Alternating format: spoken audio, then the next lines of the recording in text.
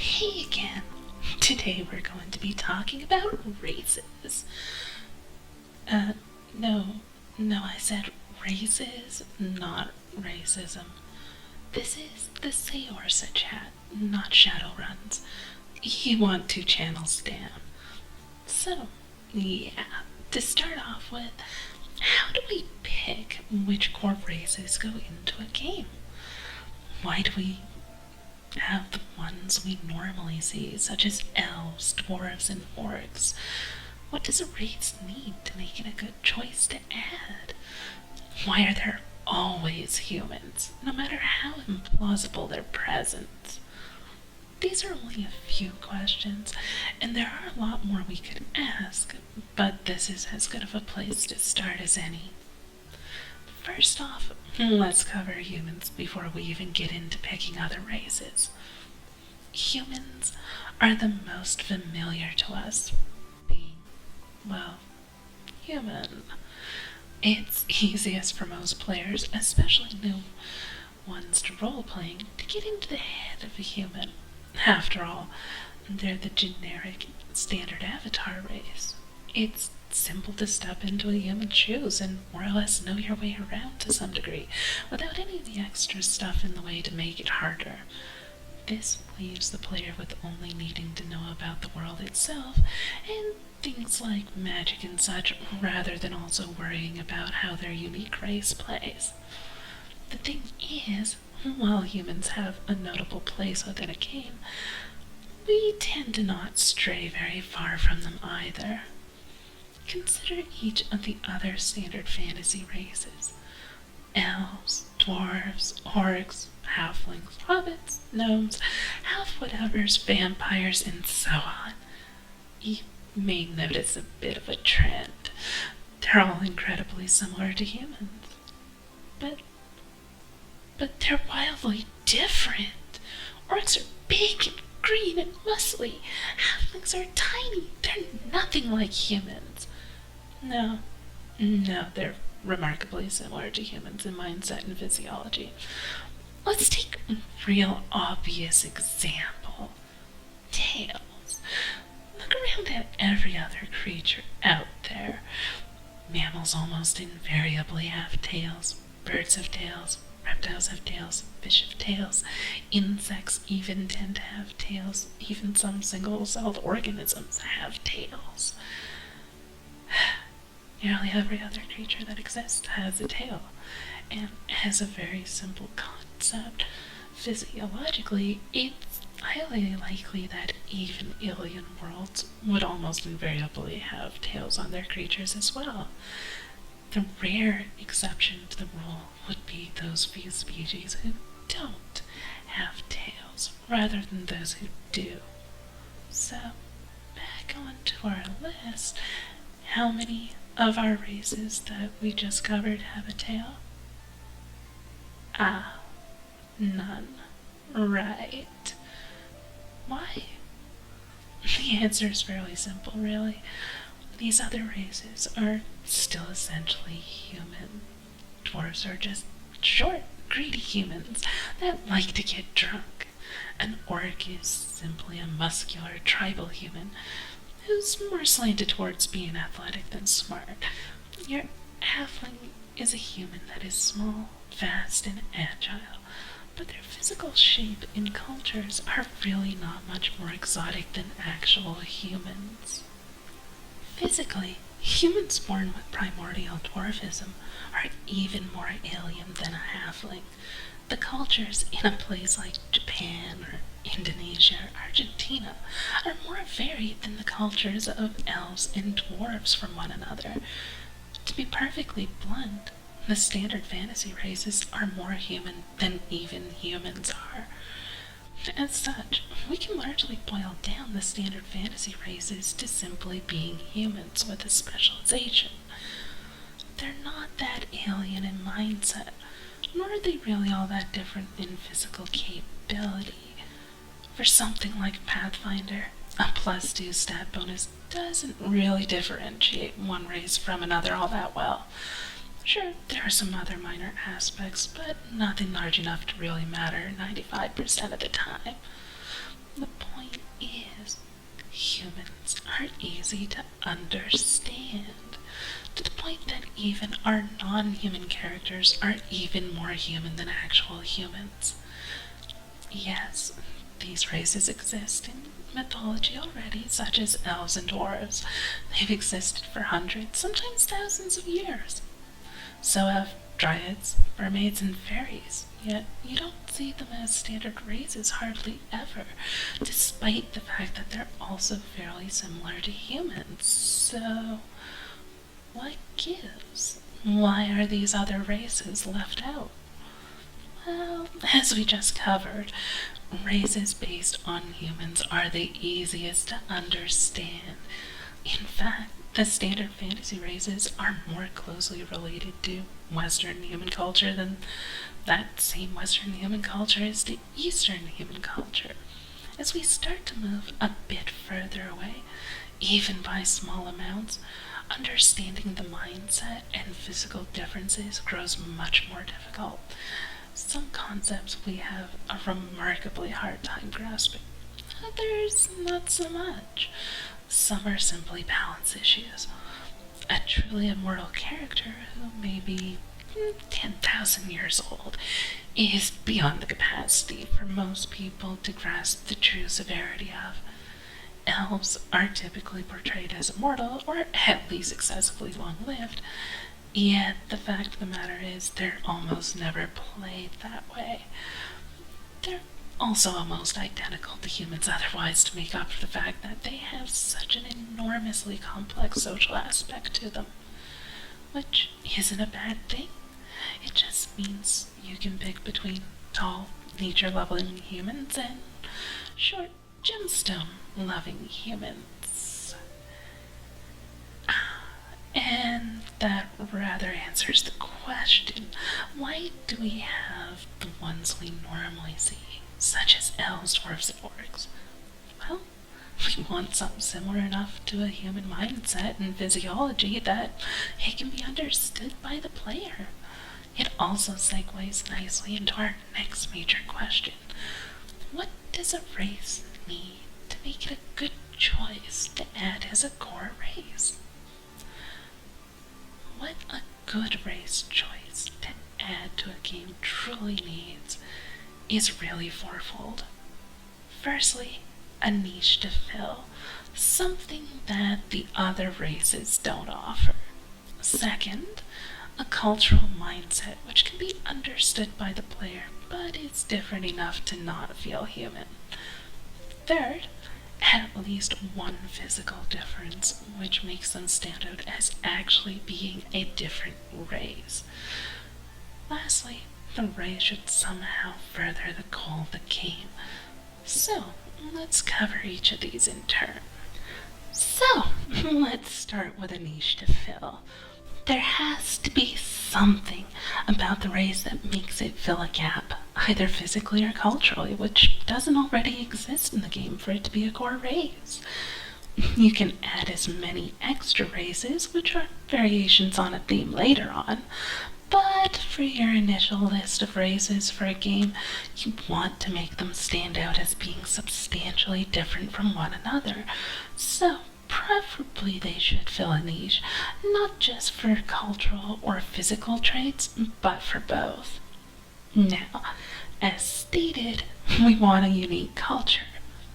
Unique does not mean so far out there that it's completely and truly alien to the point that no one, short of a science fiction author, is ever going to be able to understand them. No. What we're looking for is unique in the sense of providing something that your average player can understand, but which serves a unique purpose compared to those around them. A solitary predator is a basic enough concept for most people that they can sort of get the basic gist of it without too much trouble. You've probably watched a nature documentary at some point in your life or got through the grade school system, so probably have a rough idea of what a predator does and can imagine how they think without too much trouble. In contrast, a culture for a race which finds the concept of touching things bizarre and abhorrent goes against a very fundamental aspect of human nature, to the point that most players would find it awkward to play the race. The next part is that we need physical differences as well. Something that makes them stand out is not being just human. In most games, this is covered simply with plus stat bonuses. One race gets plus 2 dexterity, the next gets plus 2 strength. Yay! This has an issue with turning race choices from being something which encourages character design to one of negating character design in favor of combat effectiveness. There's some other issues we'll cover in a bit as well, but for now, it's kind of antithetical to the very concept of role-playing, so try to avoid it. Fortunately, there are other ways to showcase physical differences. For example, wings. Almost everyone has imagined what it'd be like to have wings, and as such, it's well within reason for most people to be able to grasp the concept of what a flying race would be like, and what they could do with such. Problem solving, such as which direction should we go, is much easier when you can just go airborne for a better view of the landscape. Using wings to reposition yourself in combat and short wing flaps to help a jump can also be handy. The point is simply that wings are something humans don't have, yet they're something most humans can sort of understand without too much trouble. The downside with wings is that they're very powerful and can become a balance issue all too quickly, so you might have to be careful in what kind of physical differences you add. Extra senses beyond the standard human ones are a great way to do so without making it overpowered, for example. Anyway, the fourth and final aspect to consider in this matter is to ensure the race benefits the goals of the game. Let's say you make a game whose goal is to explore humanity's transformation from terrestrial bound to exploring the universe. You may well want to do without other races entirely from your core race roster, since that's not the focus of the game.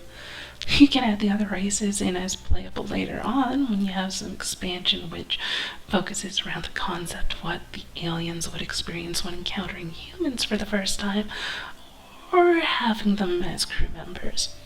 For Saorsa's case, I'm very specifically trying to teach players to roleplay. That means making them comfortable in leaving behind an avatar of themselves to try something significantly different. The whole self-discovery aspect of the game helps players to ease into being this new alien race they chose because, well, the characters don't really understand themselves either as part of the very premise of the game, so it's okay for the player to be a little confused early on in this scenario. There are also some more advanced races specifically for more advanced players who are teaching the newbies, and for those who like to really challenge themselves, since everybody learns at a different pace. Anyway, the point here is that you want your races to further what the game is all about. If a race doesn't do that, then no matter how unique they are, they probably shouldn't be one of your core races, but rather a race that gets added in as an expansion of some sort. Now, there are a lot of issues beyond this with picking what races are added to your game. The biggest thing to stress to you as a designer is that your races really need to stand out more than just a stat boost. In fact, they should very specifically avoid boosting the stats of characters in general, as this encourages players to not play the race they want, but whichever gives the best stats. It also encourages players to pick a combat role first, and then build their personality and race around the stats needed. I've said this already, but I'm gonna stress it again. There absolutely has to be a difference culturally and physically in your races, especially your core races. If you're adding anything other than humans, they must be distinctively different from just being a human with a +2 bonus to a stat. The reasoning for this is that you're not creating a race if you're just attaching a stat bonus. They're not really adding anything unique when you have dwarves in Pathfinder, for example. They're just slightly shorter humans from a mining town. Humans could have served this exact purpose just as easily with a stat bonus from starting in a mining town instead. Bam! The entire race is just a background for humans. This means that the race isn't really distinctive enough to be a race in the first place.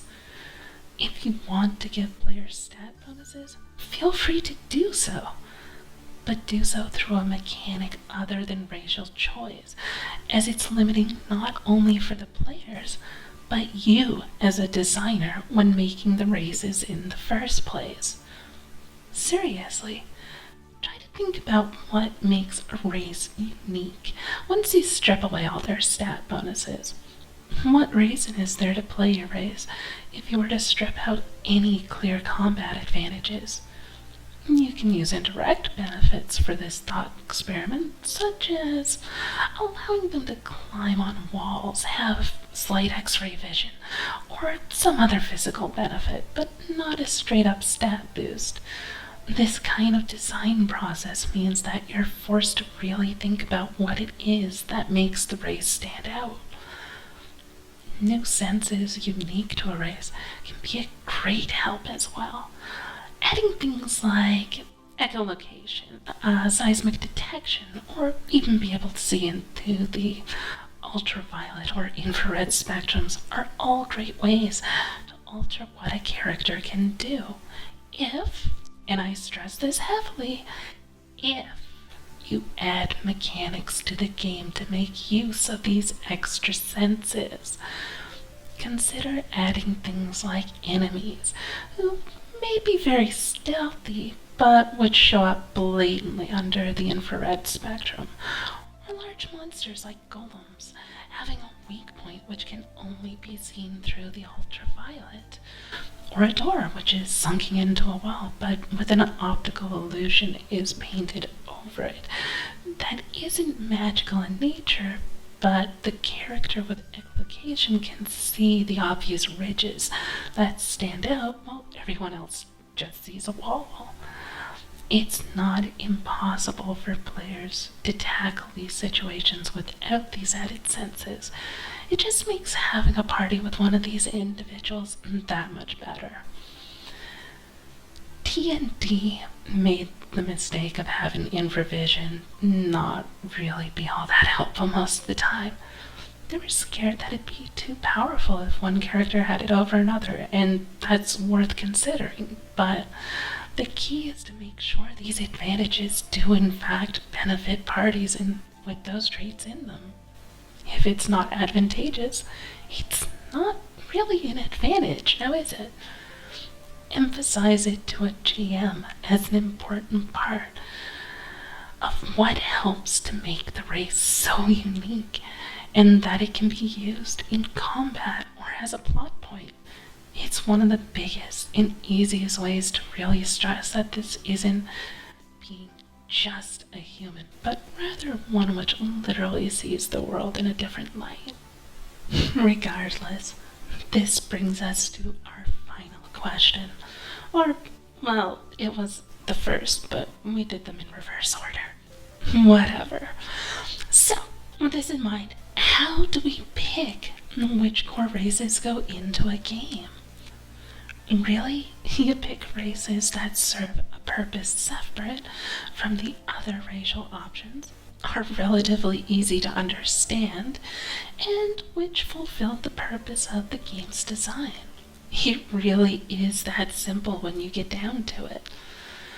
Once you have your core races laid out, then you can start going a bit further and start adding in more advanced races later on with expansion content, pushing the boundaries more than you normally would because they don't have to be quite as unique as the base game nor as simplified. And as always, all of these rules can be broken if you understand why you're doing so. If a rule interferes with the goal of the game or a mechanic, then it's a prime candidate for being tweaked or removed entirely. Just make sure you understand why you're making the change, rather than making the change for the sake of making a change. And with that, we're done for today's discussion on core races. See you later.